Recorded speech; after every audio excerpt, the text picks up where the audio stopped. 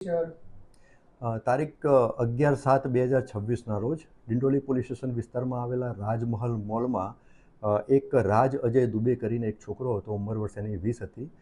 એના ખૂન બાબતે એક અનડિટેક ખૂનનો ગુનો ડિંડોલી પોલીસ સ્ટેશનમાં દાખલ કરવામાં આવેલો હતો.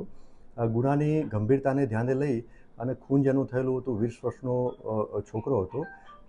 એ બધી બાબતોને ધ્યાને લઈ અને સુરત શહેરના માનનીય પોલીસ કમિશનર શ્રી વાબાંગ ગની સાહેબ, સેક્ટર 2 સાહેબ, નાયબ police commissioner zone 6 Rajesh Parmar સાહેબની સૂચના અને માર્ગદર્શન હેઠળ ડિંડોલી પોલીસ સ્ટેશનના પીઆઈ શ્રી વાઘેલાના નેતૃત્વ હેઠળ 3 અલગ અલગ ટીમો બનાવવામાં આવેલી અને એ ત્રણે અલગ અલગ ટીમોને કામની સોંપણી કરી અને ગુનો ડિટેક્ટ કરવા અને આમાં જે સંડોવાયેલા આરોપીઓની શોધી અને ધરપકડ કરીને આગળની કાયદેસર કાર્યવાહી કરવા માટે જરૂરી બ્રીફ કરવામાં આવેલા હતા.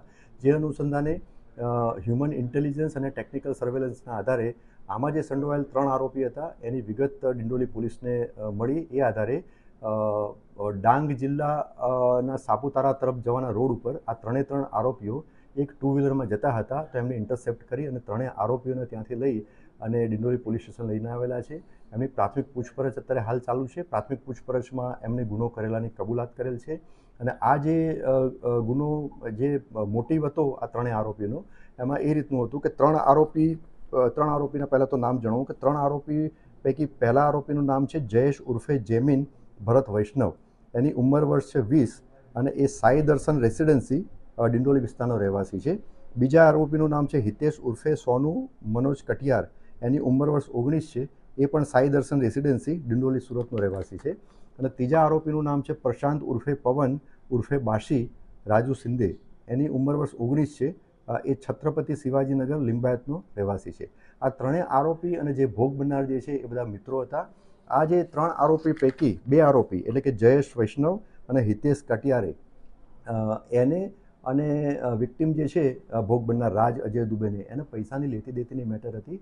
આ વિક્ટિમને આ બંને આરોપીઓએ 5,000 રૂપિયા આપેલા હતા અને એ બાબતની આ 4 જણ ભેગા થઈ એટલે કે 3 આરોપી અને વિક્ટિમ આ 4 ભેગા થઈ અને વાતચીત કરતા હતા અને એમાં વાતચીતમાં ઉગ્ર સ્વરૂપ લીધું અને એ ઉગ્ર સ્વરૂપ અને વાતચીતના અંતે આજે જયેશ જેમિન ભરત વૈષ્ણવ અને હિતેશ ઉર્ફે સોનુ મનોજ કટિયારે એ બંને પાસે હથિયાર હતું. એટલે એકના પાસે છરી હતી અને બીજાના પાસે ગુપ્તી હતી.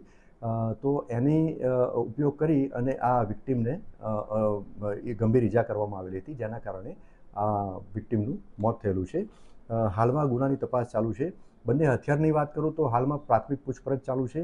હથિયાર જો રિકવર કરવાના બાકી છે અને આ 3 આરોપી જે 2 વ્હીલર ઉપર ભાગ્યા હતા એ 2 વ્હીલર પણ પોલીસે તપાસ દરમિયાન હસ્તગત કરેલું છે અને એને કબજે કરી અને આગળની કાયદેસર કાર્યવાહી કરવાની ચાલુ છે.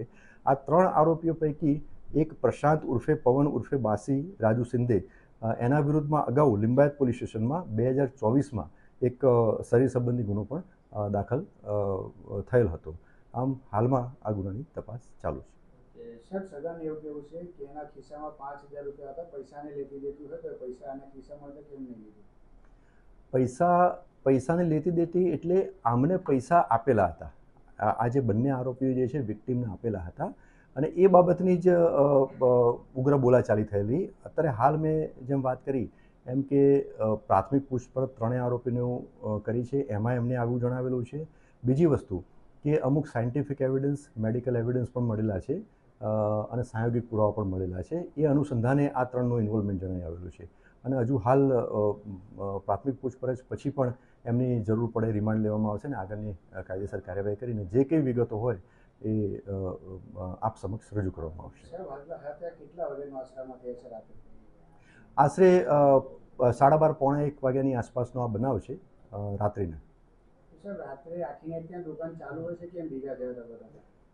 એ પ્રાથમિક પૂછપરછ મેં એમને જણાવ્યું કે અમે 4 મિત્રો હતા અને એ બંને ભેગા થયા હતા. આ જે જગ્યા જે છે રાજમહલ મોલ એ બિલકુલ અવાવરૂ ટાઈપ અને જે પહેલા માળે જે મોટાભાગની દુકાનો બંધ રહેતી હતી, ત્યાં એ 4 લોકો ભેગા થયા હતા. પણ મેં જેમ આપને જણાવ્યું એમ કે હાલ બિલકુલ પ્રાથમિક પૂછપરછમાં આ આરોપીઓએ આ રીતની કબૂલાત કરેલી છે. ત્યાં એ લોકો કેમ ભેગા થયા હતા, શું કારણ હતું અને બીજા પણ અમુક એવિડન્સ લેવામાં આવશે તો એમાં વધુ ચિત્ર સ્પષ્ટ થશે. મરણ જનારનો હાલ સુધી કોઈ ગુનાહિત ઇતિહાસ જણાઈ આવેલ નથી.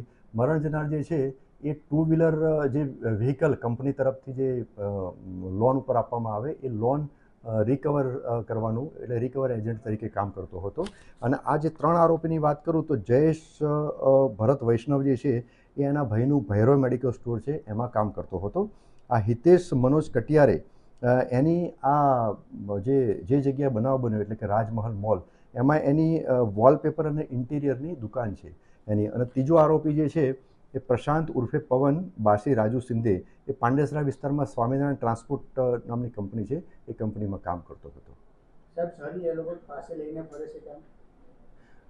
હાલની પ્રાથમિક પૂછપરછમાં આ 3 આરોપીની પ્રાથમિક પૂછપરછમાં એવું જણાયું, મેં પૂછ્યું કે એમણે આ જે હથિયાર જે છે ગુપ્તી અને છરી એ ક્યાંથી લાવેલા હતો, તો એમણે એવી વાત કરી કે લગભગ 2-1 વર્ષ પહેલાં એમણે ઓનલાઈન પરચેસ કરેલી હતી, ઓનલાઈન મંગાવેલી હતી એવું એમણે પ્રાથમિક પૂછપરછમાં કબૂલાત કરેલું છે.